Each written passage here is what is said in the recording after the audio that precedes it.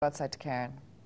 Thank you very much, Maura. Well, we have a treat for all adrenaline junkies watching this morning. We are talking kite surfing, and I'm joined by sports enthusiast Kieran Maguire and also one of Ireland's top kite surfing instructors, Alexis. Good morning to both of you.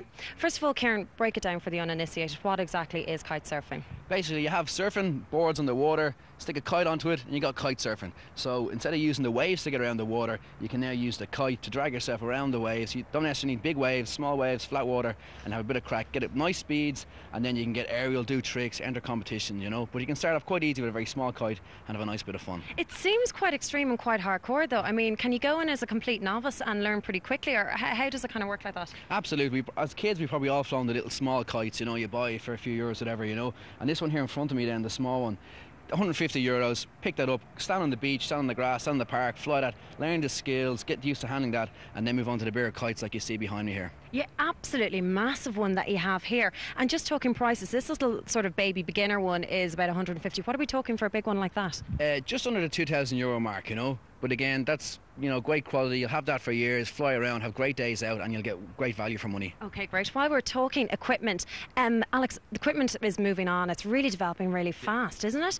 Yeah. What are we talking, though, for prices for the board itself? Well, for the board, it would be around 600, you know, depending on the size. You get bigger board, they would be a bit cheaper. That would be for the lighter wind. And then those boards you see there, they would be the standard size for advanced rider or expert, you know. And what about tricks and stuff? I mean, we have some pictures and you can see there's some major stunts going on. You can really get up high in the air, you were saying. Oh yeah. Well, depending on the wind and the kite, you will be able to jump around 6 meters high and then do a few tricks like taking the board off or do a few spins in the air, you know. So it's pretty good, yeah. So as regard lessons, how do you start off? Kieran was saying there that you kind of start off just on the sand and you get going with the kite.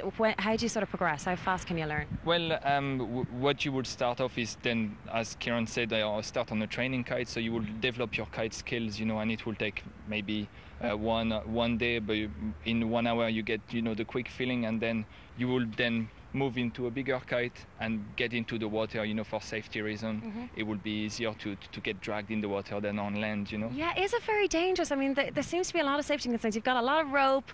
I mean, are you going to get tangled up?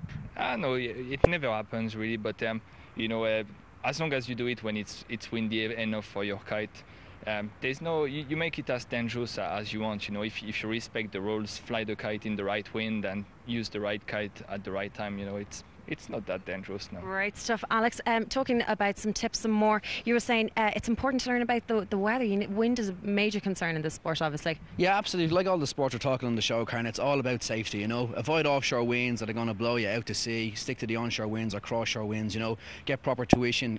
Get advice about your equipment, you know, and basically talk to locals about knowledge, talk to the lifeguards about what sort of the beach is like, safety, where the safe area is and stuff, you know. So basically play it very, very safe and you'll have a great time kite surfing. How can people get involved in this sport then? If you go on to www.kitesurfing.ie, that's the kind of governing association in Ireland. They have all the information on where you can go, where you can do it, where you can get lessons and where you can buy the equipment. Great, it sounds like great fun. I'll sign me up. So I tell you, but you can't do it on a day like today. I mean, you were saying August is the best time because winds have to pick up. Yeah, in the middle of the summer the winds calm down a bit, you know. I think if we go to the beach today we'll just have to do some sunbathing, you know, so no winds for kite surfing.